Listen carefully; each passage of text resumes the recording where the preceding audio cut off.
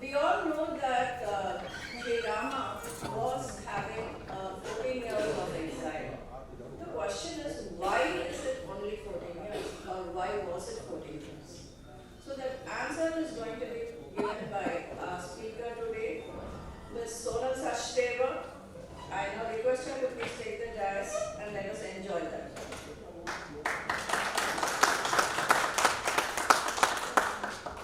Namaskar. Yes, it's a big topic. I didn't factor in such a big topic, but it did become. Let's begin with a prayer.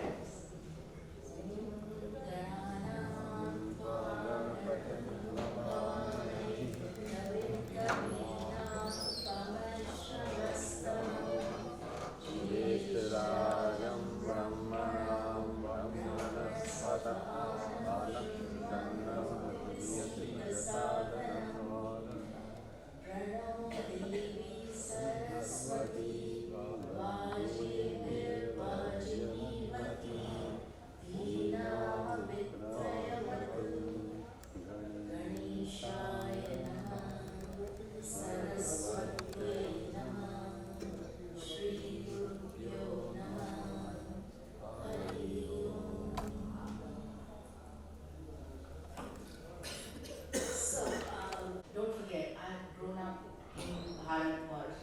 So we always listen to stories as children, there's Amar Chitrakatha, so on and so forth. But what got me inspired by this talk is meeting with Jagadguru Sri Rāma. And that was very epic on many, many levels. Are you guys familiar with him at all? No? Nobody? No one is aware of him? Yeah, yeah. So a handful of few. Okay, so just to give quickly, Rāma was, or still is, he's based in Chennai at the Tulsi Peeth. And he essentially was instrumental in when all over the country, the issue of Ayodhya temple, it was a big struggle. It was lying in the High Court and it was having a huge problem because they were not willing, the Islamic or Muslim contingency were really furious and they did not want to destroy the whole mosque issue. I won't go into all that. But essentially, because of him, we changed the tides completely. He brought in shlokas and then proved that that's where Sri Ram was born, on that particular latitude and longitude in Ayodhya. And that changed the course of history. And he is of course involved in other fights like bringing back Kashmir and also the Vanvāsa issue, which is like, every Hindu's birthright to drink from the waters of Vanvāsa. So anyway, so on one of his kathas, I heard about nowhere in the Ramcharitmanas by Tulsidas as well as Ramayana, they mention about why 14 years. As Jyotishis, we know that it's the Mula Dasha, so on and so forth. We've enough discussions have gone on. But why particularly 14? Why could it not be 12? The Dasha notwithstanding, here he's a Surya Avatar and 12 Rashis make perfect sense and so on and so forth. So, and he's also a Purna Avatar, and which most all Purna Avatars have a kalas of Shodasha kalas. So 16 kalas would have been most logical, but it wasn't to be. It had to be 14. And it got me thinking, and so I went down the path, of course with a lot of help from Rāma in terms of the whole concept of it. And so here we won't, most likely will not have time to go through all of them, but I will cover very key points. And if you notice, notice, it's like 14 bucks to meet, bucks is devotees here to meet in his journey. So, and the 14 gunas and adrishya kalas and the 14,000 river tributaries and so on and so forth. So let's jump right in. So this is one of the little chopais from the Ramcharitmanas. Savesha Visesha Udasi. I can't sing too well, but Choda Barasa Rama Banavasi.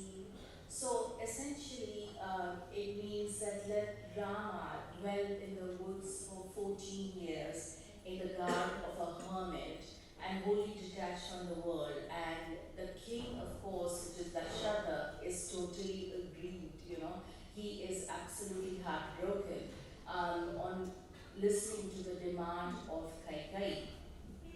And so this, and it is compared to the to hear these gentle words, even as a Chakravaka bird is filled with agony at the mere touch of a moonbeam.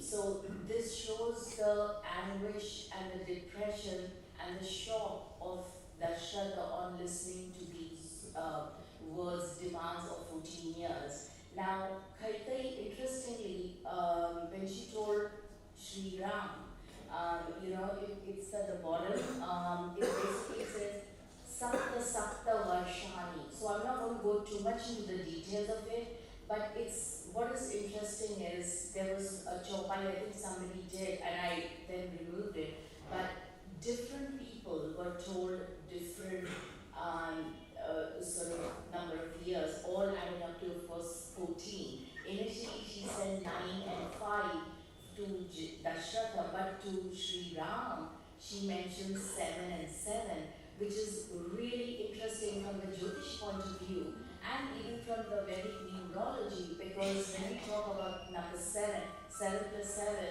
and it's the 7th house, so immediately we get an inkling, an idea about, oh my God, the reigning theme is going to be of the 7th house. Feel free to stop me at any time if there are any questions. So the story of exile of 14 years is of course central to the whole epic, there's no doubt about that.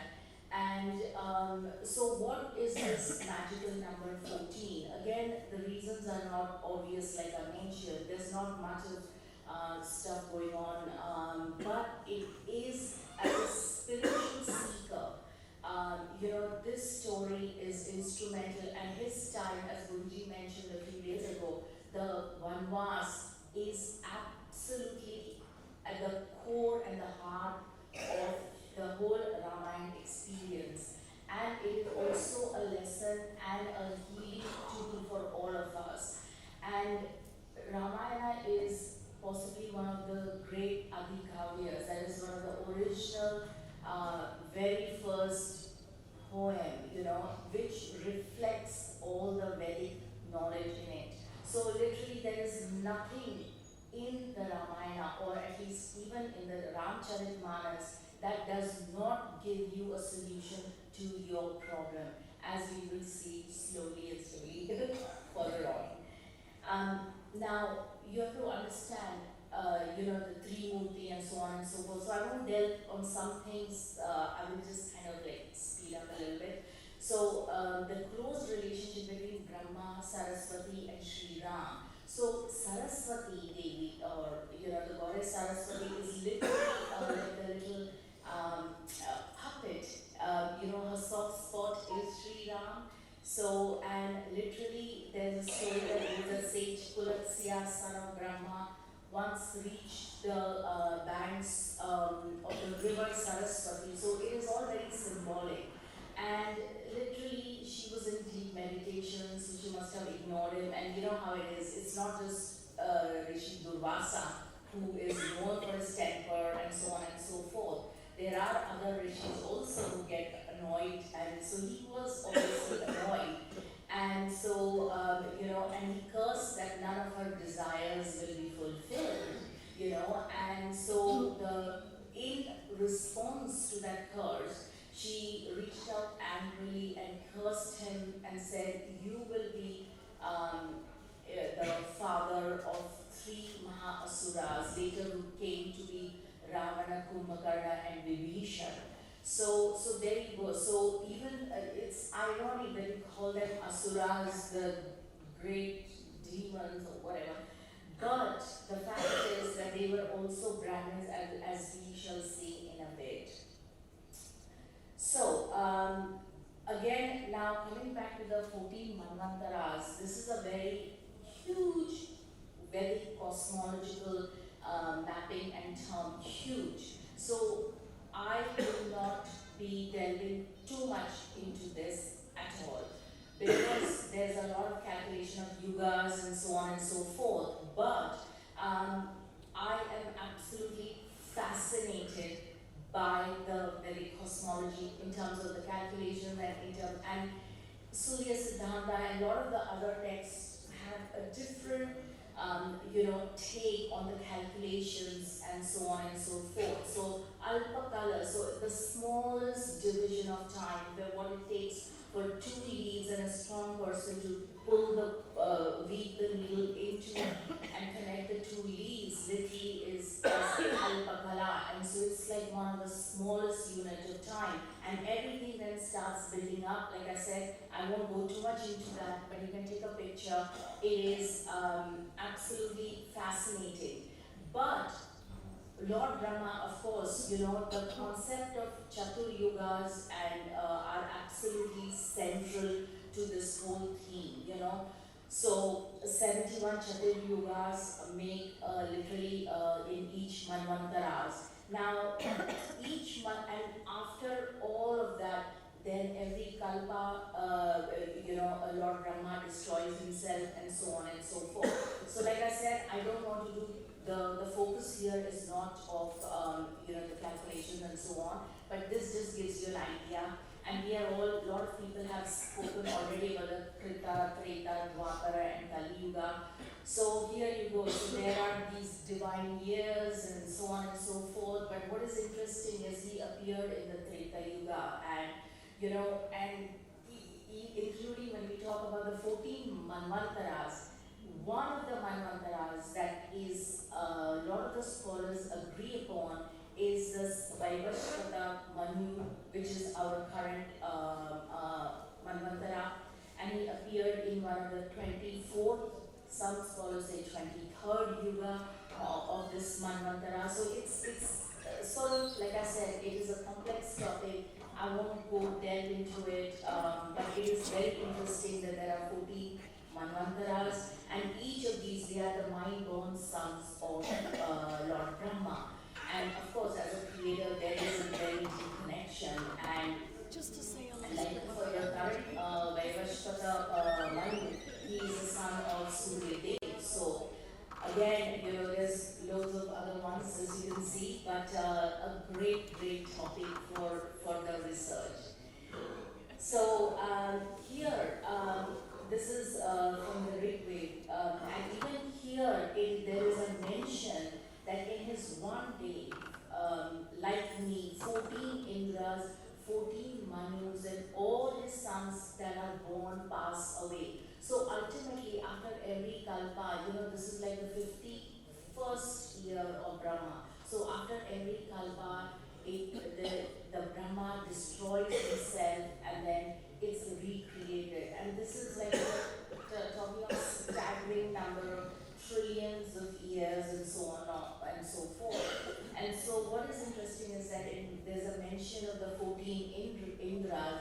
So we will come later to the fact that we're talking about the Indras and the Manus.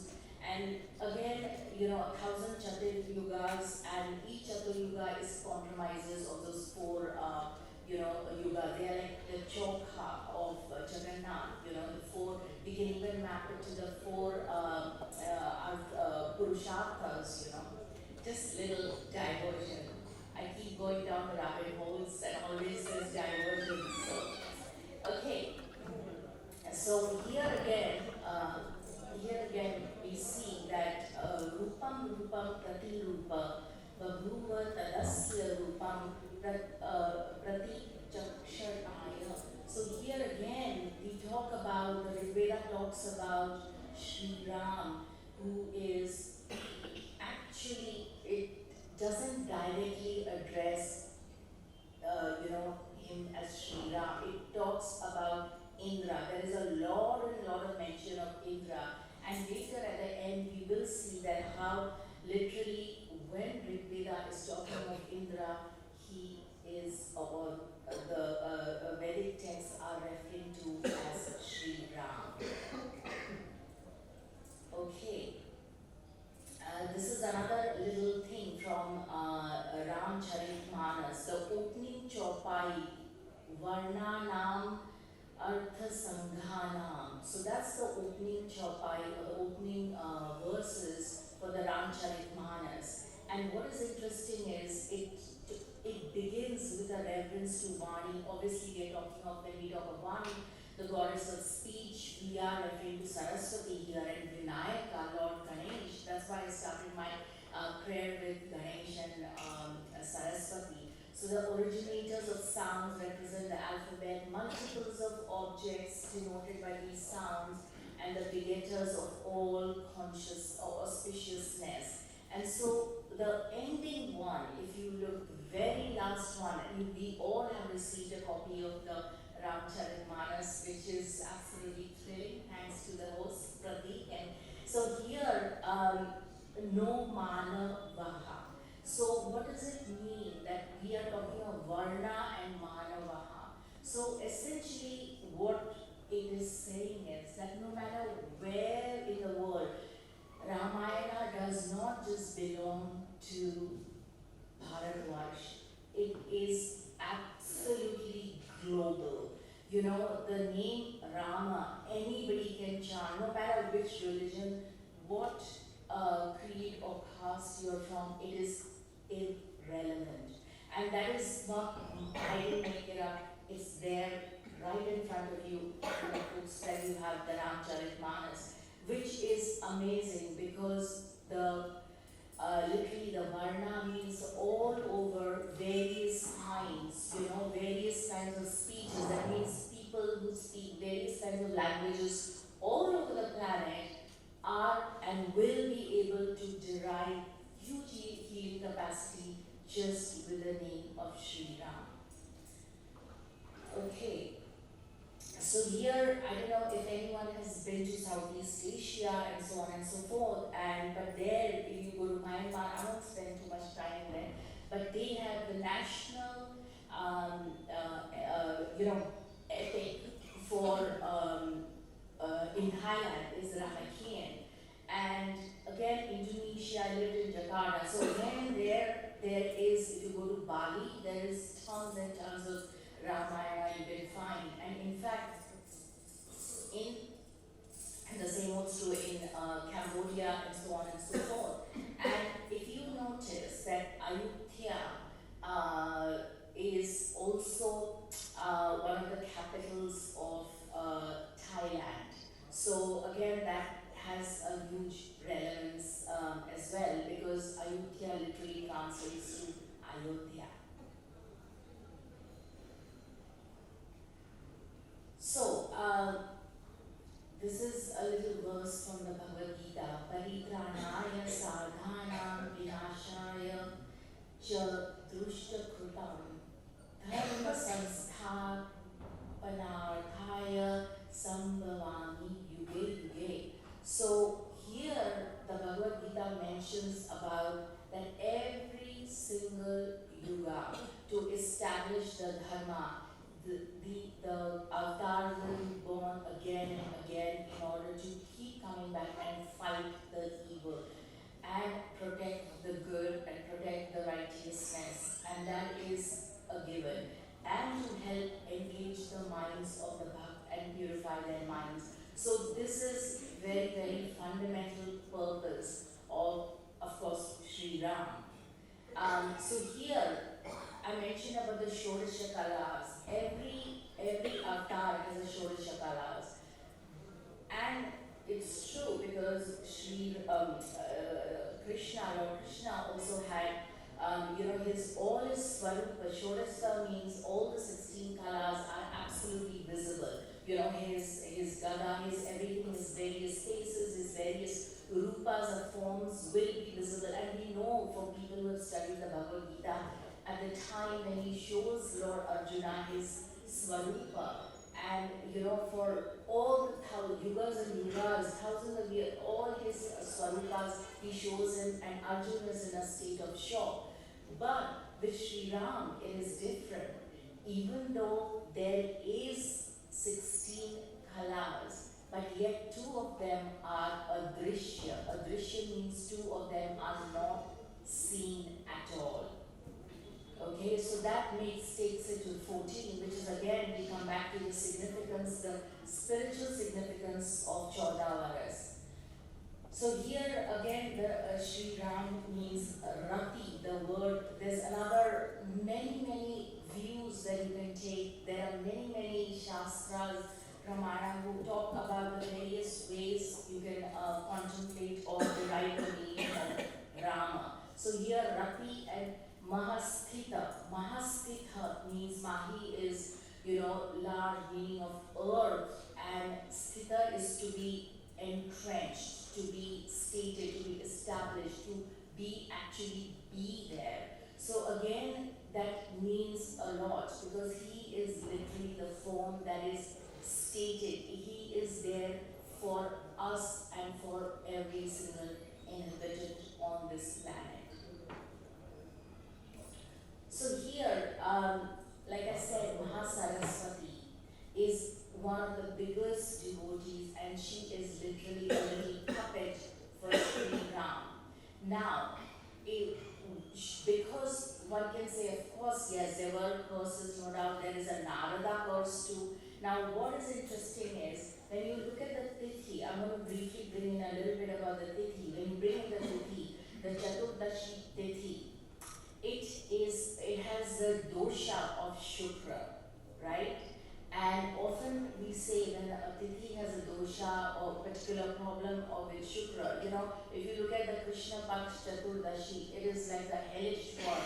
It is one of the most terrible Tithis, and if you see that there is a curse of Narada and so on and so forth, but this is a curse of Venus. So again, we are back to this theme of Venus. So you see how this theme of Venus is emerging, and the 7th house along with it.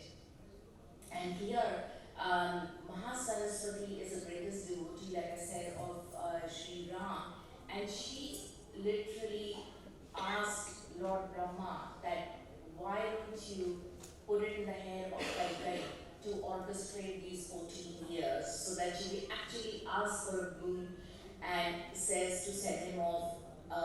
Now again, the question remains, why 14? Now there is a particular boon that, as we will see in a minute, about Ravan. He could not be killed by somebody who has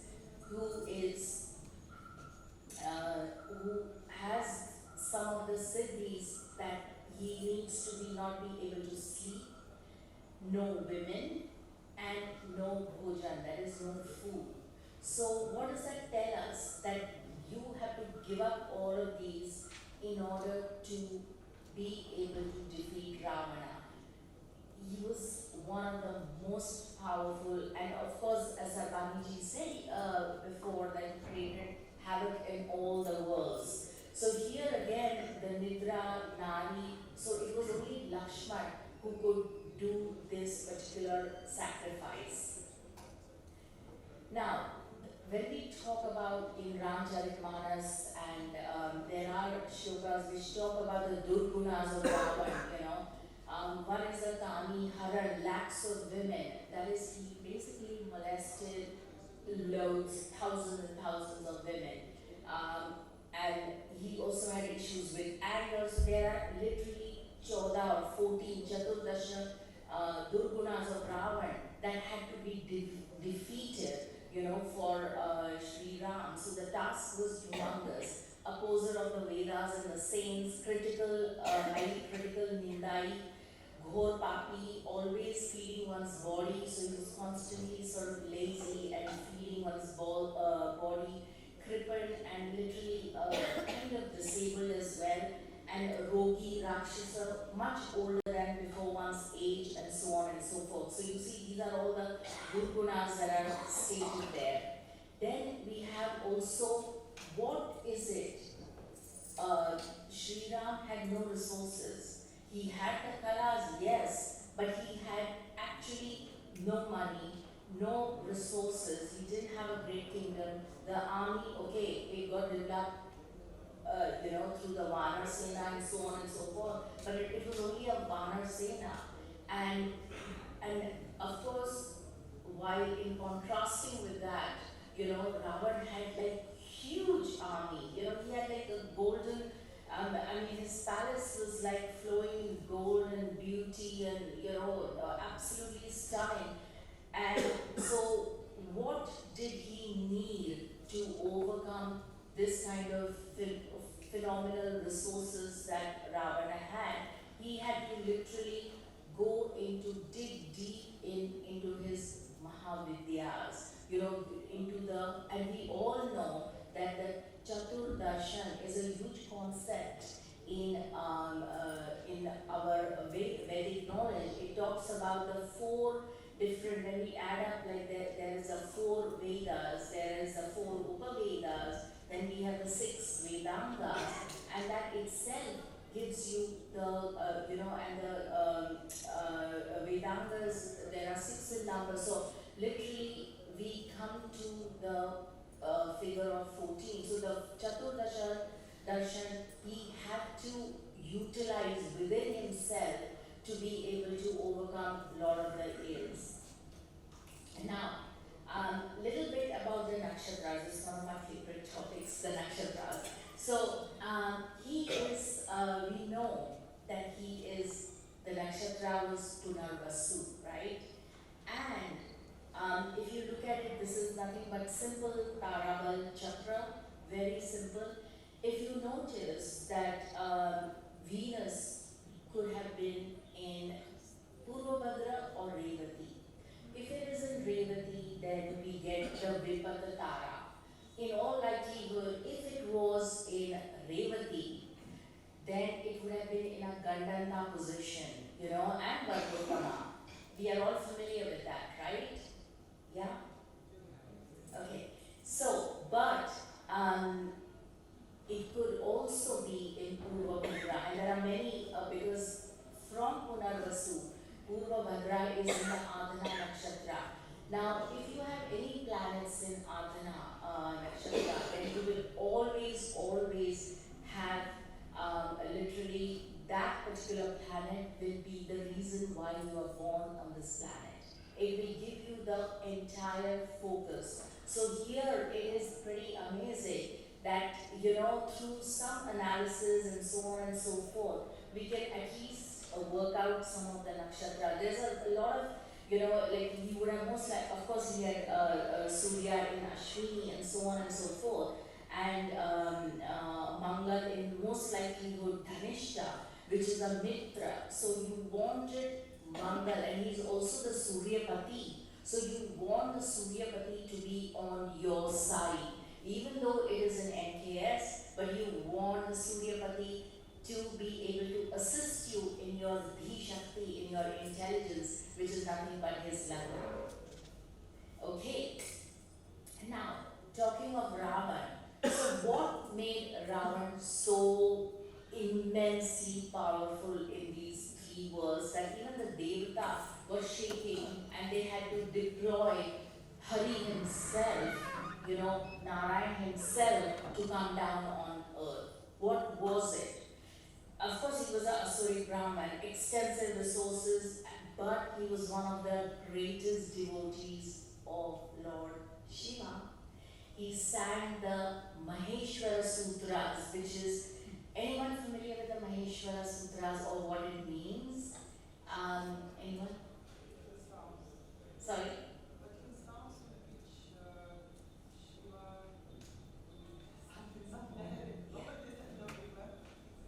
Okay, they are over here, as you can see on the left. So basically, they are the building blocks of Ashtadhyayi.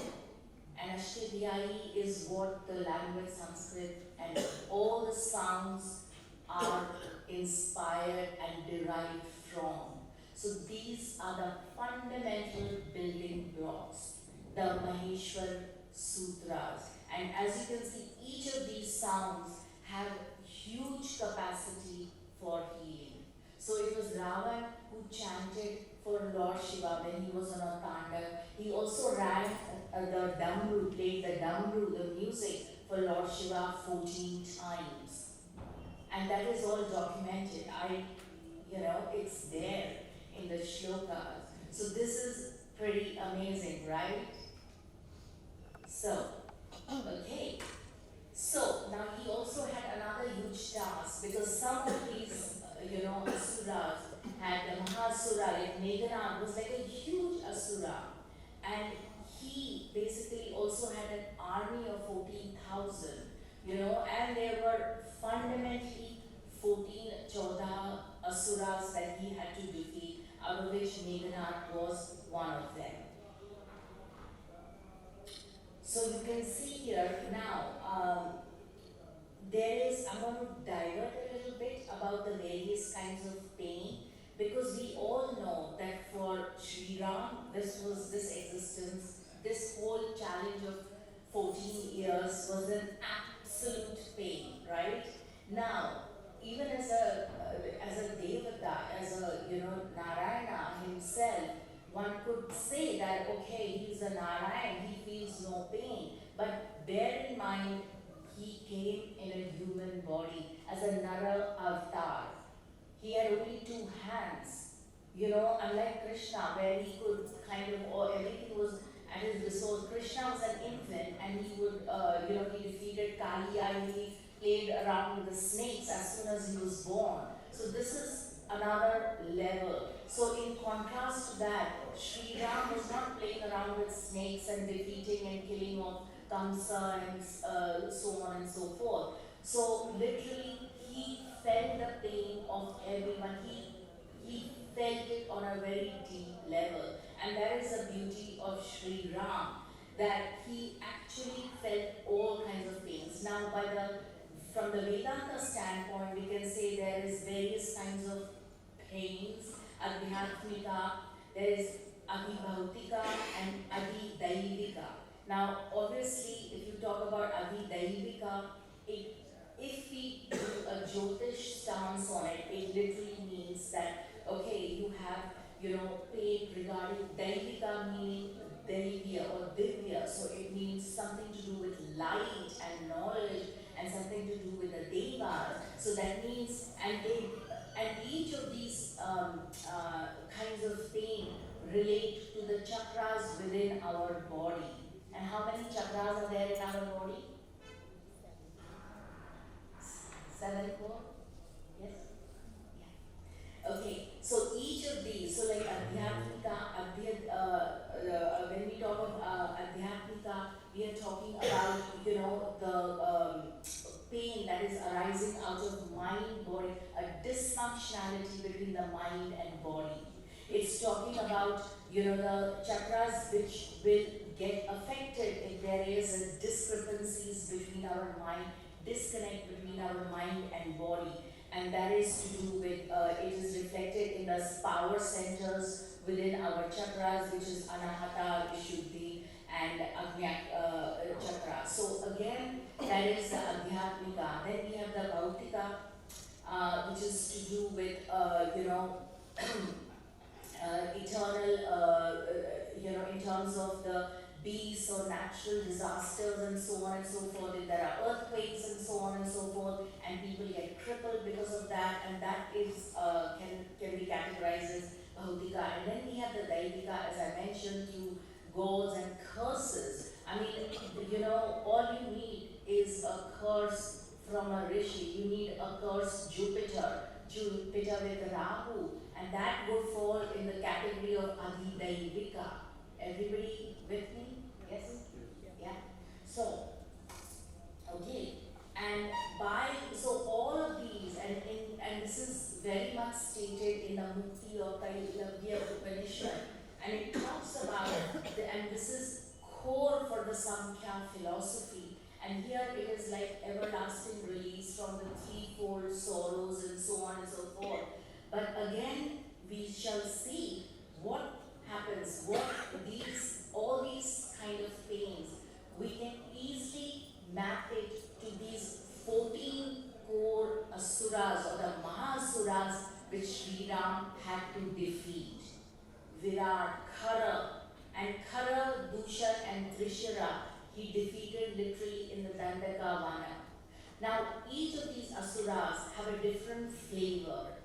They have a different, that expression, pain in the dash dash dash. Everybody familiar with that expression? Yes? But each of these asuras, they were not made equal. Some of them are extremely unequal, especially the 12, 13 and 14, because they were defeated they belonged in the Lanka Khan. And Kumbhakaran, Meghna, these were like huge, they were very immensely powerful. Especially Kumbhakaran, he would sleep for a few months, he would eat endlessly, and Meghna also, he had these magical shaktis where he would just disappear and so on and so forth. So you see, these are like serious giants here. So he had to kill the 14 asuras. So out of which, if you see the list, Marich is also over there. But the interesting thing about Marich and Vibhishan, of course, he's not there, but he's there in the next one. So essentially, there were, even though Vibhishan was a brother of Ravan, but later he joined in on the Dharma side, on Sri Ram's side. So here we talk about how he had to kill all the demons, and Marich, of course, was forced by Ravana to become a golden deer which he coveted. Now we could also say the karma of, what was the dharma and the karma of Sri Sita, that she had to go and look for that beautiful king. Women do that, right? They pester their husbands, they want something. And okay, that's fine too. The husband, everybody wants a husband like Sri Ram. But then he goes off and gets everything for her, but yet she could not even follow the instructions of Lakshman. The Lakshman Rekha, the fire, line of fire. So even, it's interesting that every step of the way, Ramayana tells you that, hey, you're violating the dharma. Every time you violate some dharma or the other, any situation, even as human beings, if we are in a particular situation, we have to contemplate and figure out what the dharma or the situation is. Are we violating it? And it is not nothing big like great moral dilemmas. It can be simple stuff where we have to understand what is our dharma or what is it being called for. So here, Marich did not want to go off and be shot with, die in the hands of Ravan, but the choice between Ravan and Sri Ram, I think it was for him, the choice was absolutely clear. And also Marich knew about Sri Ram much when he was much younger, and he had heard about his Aishwarya, about how powerful and how amazing and how what a great emperor he was. So he had got a whiff of all of that, and he did mention it to Ravan, but of course it fell on deaf ears. So, and here we talk of Bharata fell on Ram's feet. Now, this is really interesting because once they were in the, this is again a very interesting lesson in Dharma, because once he went off to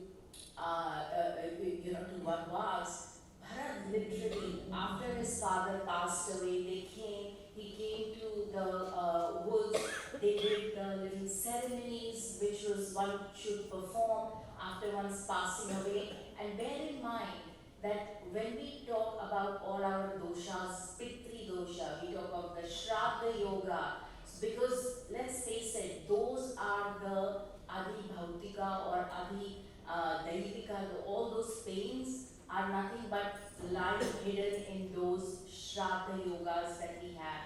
Sun Saturn connection is definitely a Shraddha yoga, right?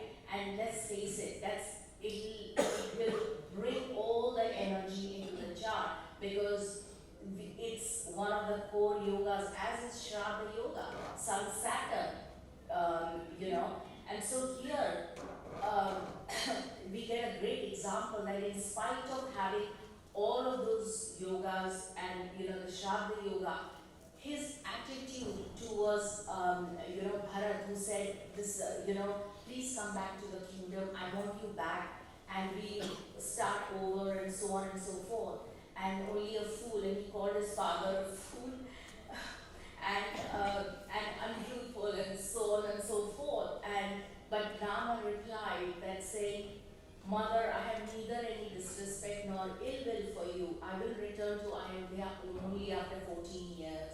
And neither Bharat or me have any interest in kingdom, and we both are bound by our father's promise, and we will obey it. So you see, that's another lesson for all of us, that, like I said, no matter what Shraddha yoga, Sun Saturn or Saturn Rahu or Saturn Moon, but yet we have to at some level follow the dharma. Okay, so just little bits and pieces about the 14 one of these 14 asuras that he had to kill, like Khara, with his blood oozing out and so on and so forth.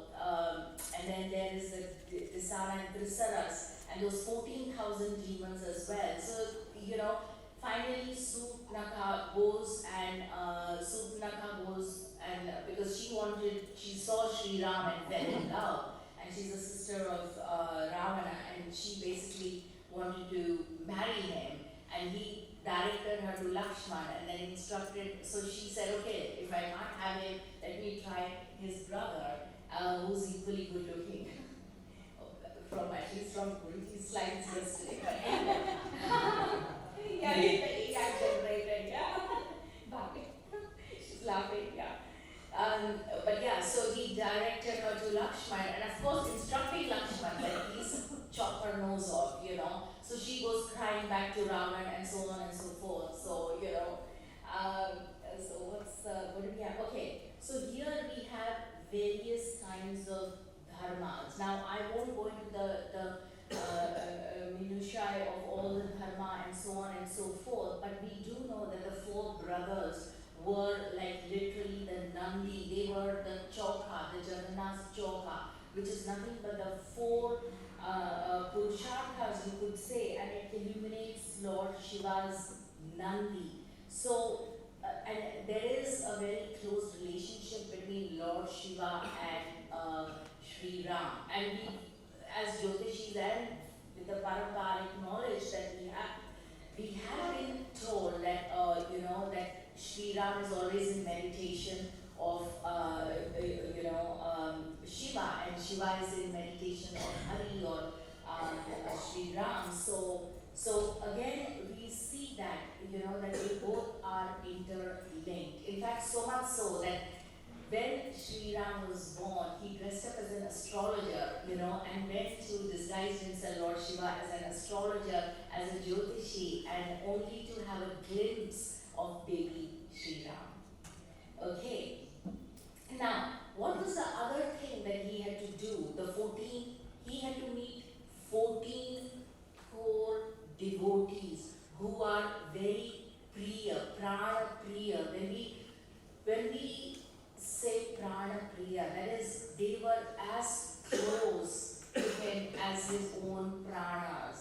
If you see, there was Kevat, there was Jatayu, Kevat was the boatman, Bharat, of course there was Rishi Bharadwaj, Valmiki, Atri, and then there was Sardana, Sutisha, Agastya, Sabriji, Narad Muni, Hanumanji, Sugri. So we are all familiar with all of these. So this is another very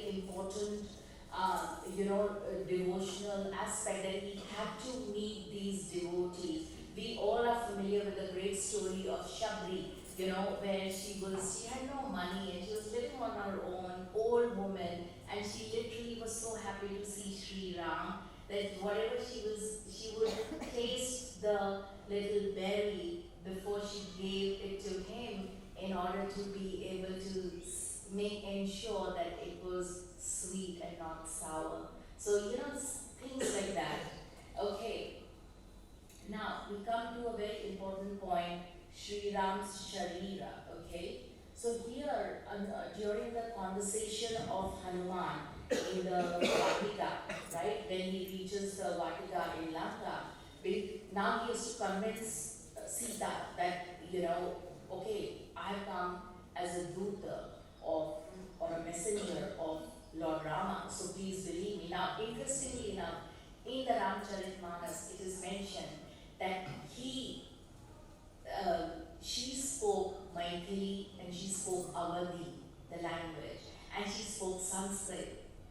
And Hanuman, of course, having his Shaktis, he would be a master of any language. While, in Lanka is like being a foreign land, so Ravana could speak only Sanskrit.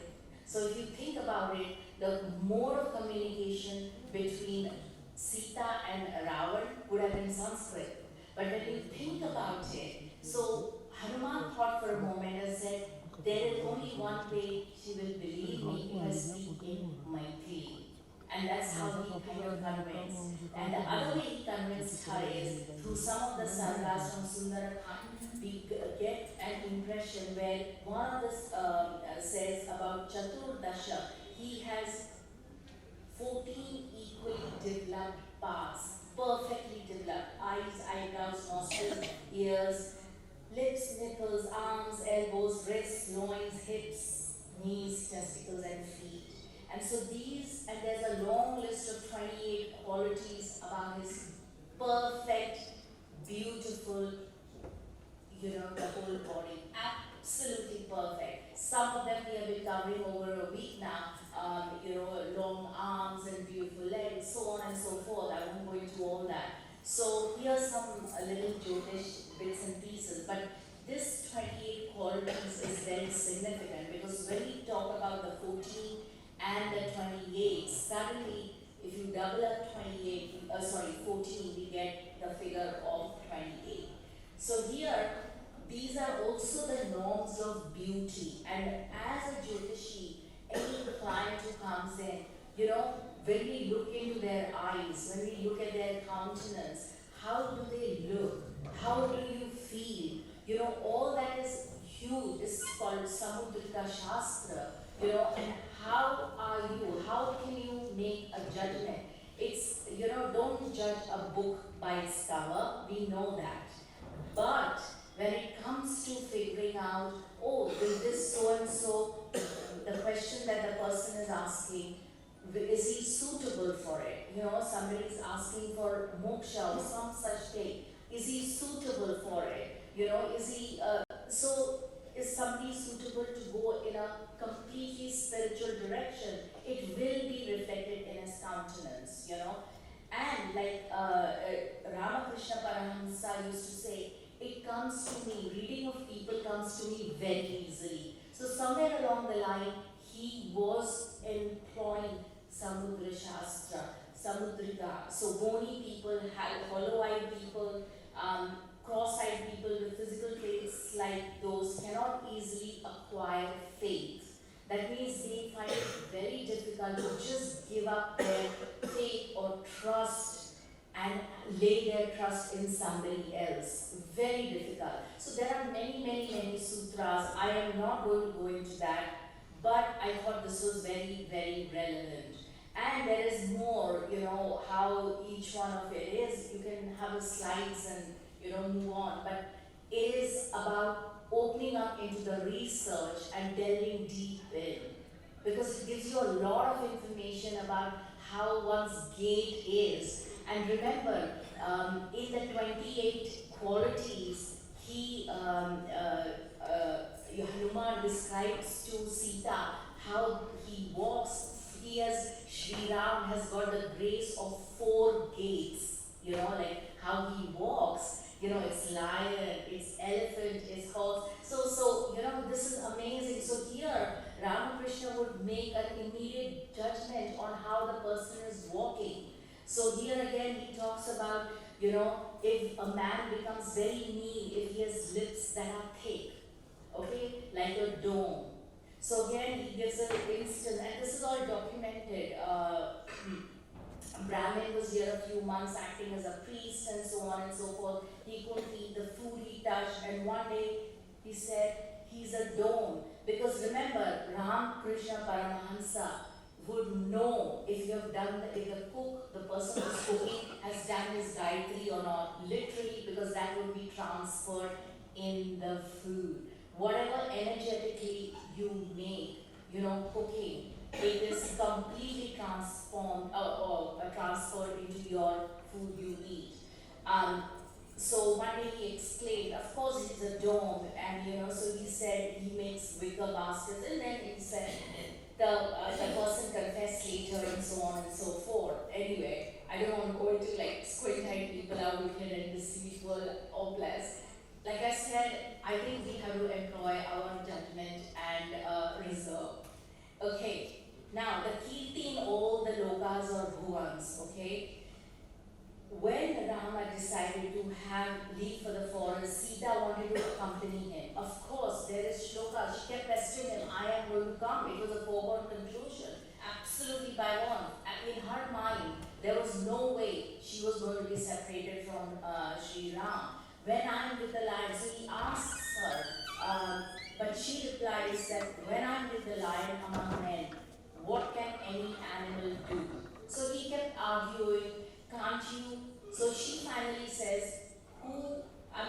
can't you, who's the protector of the 14 worlds, protect alone Sita? But of course he couldn't, at least initially, but it's also about breaking of the dharma, like I mentioned. Lakshman told her explicitly not to cross the line. Now this is again a lesson for all of us. Like, sometimes it is not easy to follow the path of dharma, and in small situations too. So again, so she crossed the line, but yet she had this faith in him that he was a protector of all the 14 worlds. So literally, his Aishwarya or Kirti is all the 14 worlds. So here we have all the bhuvans. Now Mundaka Upanishad, Atharvaveda, there is Devi Mahatmya. Everyone gives you all the lokas, and we have studied extensively the lokas. We all are familiar with the lokas, yes? There are 7 lokas and there are 7 talas. And each of these talas have those beautiful nagas, and the Vasuki is in the tala, and so on and so forth. There is no sunlight that reaches in the talas, but the money, that is the snakes, how do they see? How do these beautiful full of wisdom nagas and absolutely, ferocious nagas, how do they see in these talas? Because they have the Vaidurya, the gemstone, which literally absolutely illuminates the entire talas. Okay. And again, we have, this is Guruji's slide, so I pinched it. So, it says there are 14 bhuvans are protected by Lord Brahma. And so again, each of these 14 talas and each of the the talas and the lokas are literally mapping into our body. Another little diversion when we talk about Chaturdasha Loka Pals. Now again, we see the references for the 14 fundamental world protectors. Now please note that these are different. The Lokpala Devatas are different from the Dikpala Devatas, okay? The Dikpala are directional, the Lokpal go across all the 14 worlds, so slightly different. And this is a list here, I won't go into that, but like I said, further research. Now, I want to do one thing about the tithi, okay? One of the key things about the tithi is Sri Ram was born in Navami. So which is the Dagda Rashi for Sri Ram? Leo and Scorpio, okay? Now when we talk of Leo and Scorpio, usually we would look at his Leo, we would look at his Scorpio, and so on and so forth in his Jataka. But this is a slight deviation, and we look at the Naisargika, okay? The Naisargika, Sri Ram's, as a Kal Purusha himself, the Naisargika 5th house is the sign of Leo, and the Naisargika 8th house is the sign of Scorpio. So what is the 5th house? What is the 5th house? Karakas? Who are the Karakas? What signifies the 5th house? Children, creativity, love, yeah? But children is a big one, right? So when we talk about the Dagda Rashis, you think he was lived happily ever after with his children, love and push? No. Similarly, when we talk of Scorpio, is it 4th from the 5th? Is Scorpio in the Naisargika 4th house from the 5th house? So, can we say that the home of children would be disturbed, it has got burned? And where did the children, where were they born? Anyone? We learned that yesterday and even today. The children were born in the ashram, right? Valmiki's ashram, remember? So again, we get a big clue. So similarly, we can do for Lakshman as well. So Lakshman was born in Ekadashi, right? What is the 2 Dagda Rashis for Ekadashi? Anyone? Sagittarius? Yeah? And Pisces, yes? And so, what is the Naisargika Sagittarius? What bhava is that Naisargika? 9th?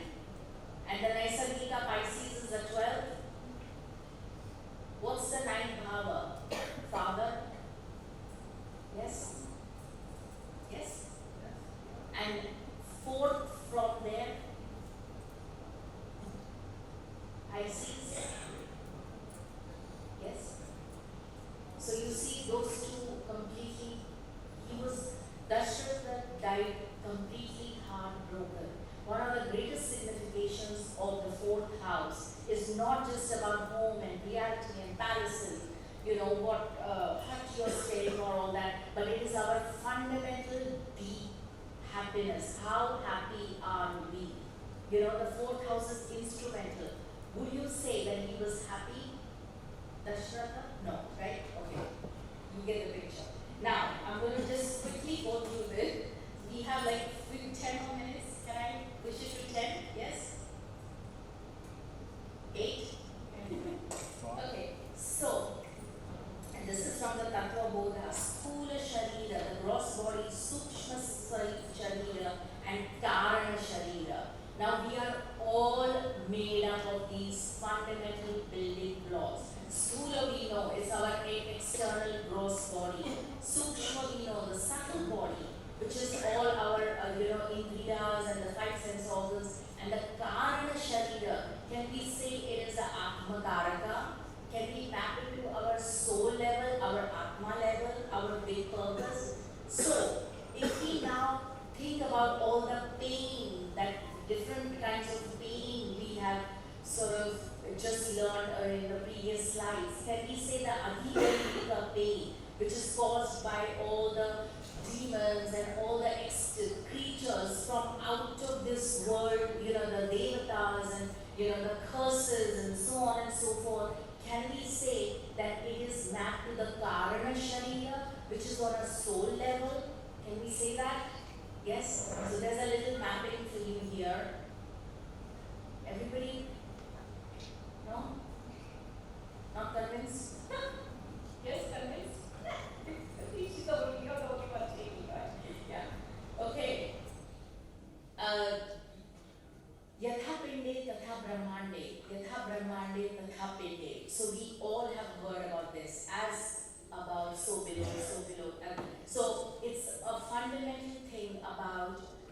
there are materials in the universe. What happens in all the lokas, literally the lokas, we have the power to experience. The yogic powers, yogic people, the sadhus have this power within them, and so here all the materials of the universe are found within our body, which is really ironic. Planetary scientists, stardust, everybody's heard of stardust, right? So we have heard of stardust. So we are what we are, the periodic table, all the elements that are found in space are within our body, which gives us a clue that we literally have the power of connecting with the great universe, powerful forces of the great universe. And when we talk of the great universe, we are talking of the entire Brahmanda, all the worlds. And then we come to the Godhead or the Dhruva Tara. Everybody heard of Dhruva Tara, the pole star, right? Now this concept is absolutely unique. It is there in the Srimad Bhagavatam, in the Devi Mahatman. It's there everywhere, and it is central and core. And now you're going to get a bit of a shock, okay? Just prepare yourself for the shock. We all know that the earth is round. We all know that, right? Yes? We all believe that, right? Okay. Great. Lovely. So, sorry? Yes? Okay. Let's plug on and we know. So this Dhruva is basically nothing but the Shushumara, and literally the word Shushumara. I will come to the Shushumara, but literally this entire, all the planets, all the nakshatras, all of them literally pivot round. It's like a centrifugal force that just sucks in towards the pole star. So even the earth, everything, is it moving? Is earth moving? Yes? Interesting. But it talks about the Shushumara, free from all passion. So it's like this beast, it's like a makar, It talks about that it is like a second Gayatri. It is nothing but the Brahman himself. And it is actually the great Jyotish Chakra. And it is the Shushumara. Shishu means, in Sanskrit, means a little kid. And Mara, of course, we mean. What do we mean, Mara? Killer? So, is it like what? Kid killer? Doesn't make sense. But it proposes, and it's there in the Bhagavad Puran, it's there in the Padma Puran. Basically, all the planets, everything are revolving around this Dhruva Tara. And while the earth is absolutely flat, it's one big, it used to be one big landmass. And all the nakshatras literally, remember Tatha Brahmande? Remember?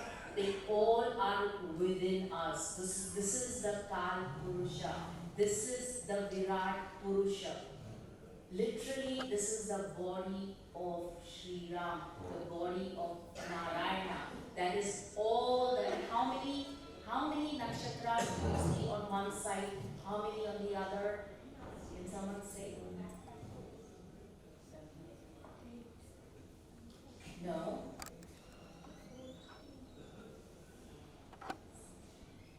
Now, is that clear? 14? Uttarayan nakshatras, 14 on one side, another 14 on the other side. Yes? So we are made up of the material of the nakshatra. They are within us. So it's 14 and 14. So literally we can connect to that through Sri Ram. Literally. And it talks about, so these are the Dakshinayana, Uttarayana, and then they have even taken, have you anybody heard of the number 8, Analema? Anybody heard of it in astrology? Where they took the camera and they literally, wherever the sun arose at certain times, risen, and the number 8 pattern came about in the sky. What is that number 8? Huh? Infinity. Yes? Infinity. not just infinity. Number 8 is also related to Shani. Yes? And what does Sri Ram have? What was the Shani? Was a key issue with him, right? So here again we see this relevance of the 14 Uttarayana and the 14 Dakshinaya the nakshatras on each side. I'm not going to go into the mapping. Now, as if you dig deep in, there are 28 different kinds of hells that we go through. And again, what is 28? Each nakshatra will contribute a hell, right? So anytime dharma is not followed, one of the hells is absolutely guaranteed for you, depending on your moon or lagna nakshatra. So there you go, and that is the list of all the nakshatras there. So, the hells there. Again, like I said, another big topic to explore, but won't go into that. Now, coming to the last ones. So, Shishumara Chakra proved that the earth is stationary and everything else is moving within that. So all the planets, all the stars, all the nakshatras, everything is in various levels and various mandalas, and they are all like a pivot and like a bull which keeps going rotating round and round, and it literally, the central force, the central column is rotating and everything is revolving around that.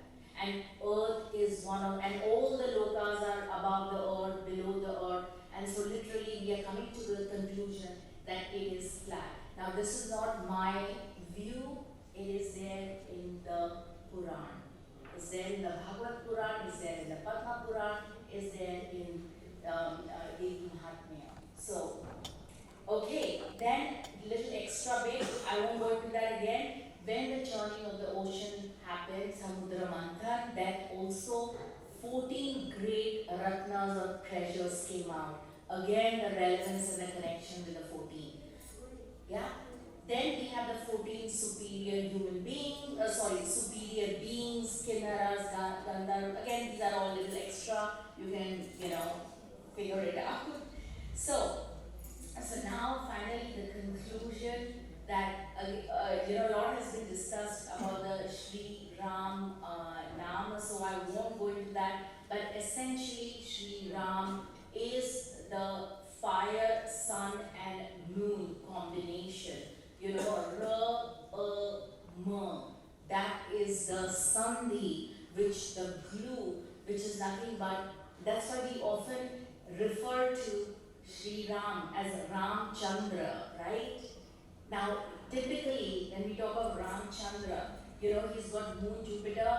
In relationships, Moon Jupiter is a disaster. If you have a conjunction, it doesn't work well. And we know why, because Tara went off with Chandra and so on and so forth, and she was disappointed and abandoned by Chandra. So, but yet Sri Ram, there's a big lesson to it. In spite of the afflicted moon, and in spite of that, and the Pitri dosha, and all the other doshas, and not to mention the curse of the 6th house. Jupiter lords the 6th house, and it is in Lagna with the moon. Any graha with the moon, 6th lord with the moon, is a short curse in the chart. Black magic, everything will be done on you. So that's my little thing, and I'm going to just end on Srimad Valmiki Ramayans, that ultimately it talks about that Shriya Shri. Basically, Sri Ram and his experience is nothing but Sita herself. The Bhagavati Sita herself is Sri Ram, and Sri Ram is Bhagavati Sita. So that is the big conclusion. So they are one and the same. Okay, now little extra chopais. Just one more minute, quickly, 1 minute. This is a little chopai for the great travel protection. Below I have put Ram's Yantra, which is again part of my research. Please feel free to go further in. But Chalata Bimana Kolahal होई, जय रघुवीर कही सब कोई, सिंहासन अति उच्च मनोहर, श्री समेत प्रभु बैठे तापर. So this chopai from the Ramcharitmanas will deliver absolute protection, whether it is flight or bullock cart or bike or any other fancy vehicle you need to travel on. And I will end with this Savitur Gayatri given by the Shankaracharya of Puri, who came in the right time. And this particular Gayatri mantra, and yes, I am saying it is a Gayatri, the Savitur Gayatri, it has the blessings of Savitur Gayatri, because Gayatri is not for everyone. So here, this is from the Ramcharitmanas, and it has absolutely amazing meaning. Janaka Sutta Jaga Janani Janaki, Atisai Priya Karuna Nidhan Ki, Take Juk Pat Kamala Manao, Jasu Kripa Nirmal Mati Pao. So please, I fall at your lotus feet and give me the sophistication and subtle intelligence, because the O Mother, daughter of Janaka and the mother of the universe. So with that, I end. Thank you very much. Namaskar.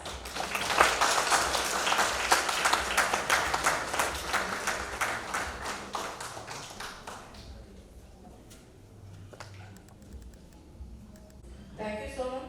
That was a very astounding speech with so much of information on what is the connection for 14 years of exile of Sri Rāma.